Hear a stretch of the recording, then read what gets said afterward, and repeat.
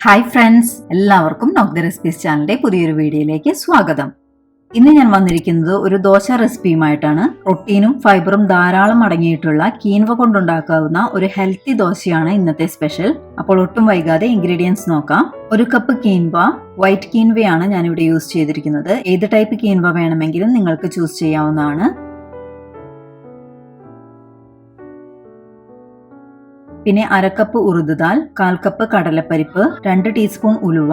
ഇത്രയുമാണ് നമ്മുടെ ഇൻഗ്രീഡിയൻസ് ആയിട്ട് എടുത്തു വെച്ചിട്ടുള്ളത്. ഇനി എല്ലാ ഇൻഗ്രീഡിയൻസും നന്നായി കഴുകി വൃത്തിയാക്കിയ ശേഷം 2 കപ്പ് വെള്ളം ഒഴിച്ച് ഇത് സോക്ക് ചെയ്യാൻ വെക്കാം. നമ്മൾ സാധാരണ ഇഡ്ലിക്കും ദോശയ്ക്കും അപ്പത്തിനുമൊക്കെ സോക്ക് ചെയ്ത് വെക്കുന്ന പോലെ 8 മണിക്കൂർ തന്നെ സോക്ക് ചെയ്ത് വെക്കാം.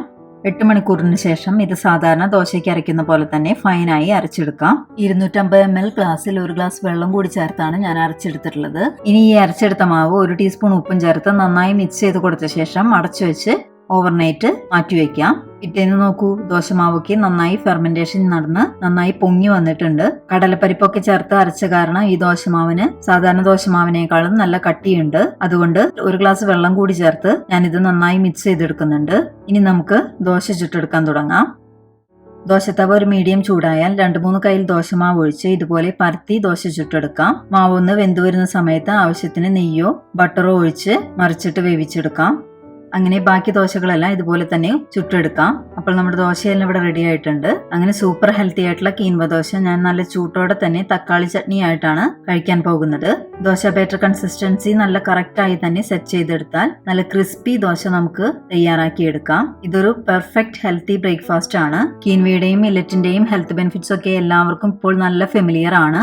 അതുകൊണ്ട് തന്നെ ആഴ്ചയിൽ 2-3 ദിവസമെങ്കിലും കീൻവയോ മില്ലറ്റോ ഒക്കെ വെച്ചുണ്ടാക്കുന്ന എന്തെങ്കിലും റെസിപ്പീസ് നമ്മുടെ ഡയറ്റിൽ ഉൾപ്പെടുത്താൻ പ്രത്യേകം ശ്രദ്ധിക്കണം. അപ്പോൾ എല്ലാവരും പ്രോട്ടീൻ ആൻഡ് ഫൈബർ പാക്ഡ് ആയ ഈ ദോശ റെസിപ്പി ട്രൈ ചെയ്തു നോക്കി അഭിപ്രായങ്ങളും നിർദ്ദേശങ്ങളും കമന്റായി അറിയിക്കാനും വീഡിയോ ഇഷ്ടമായെങ്കിൽ ലൈക്ക് ചെയ്യാനും ഒപ്പം അറിയാവുന്നവർക്കൊക്കെ ഷെയർ ചെയ്തു കൊടുക്കാനും മറക്കരുത്.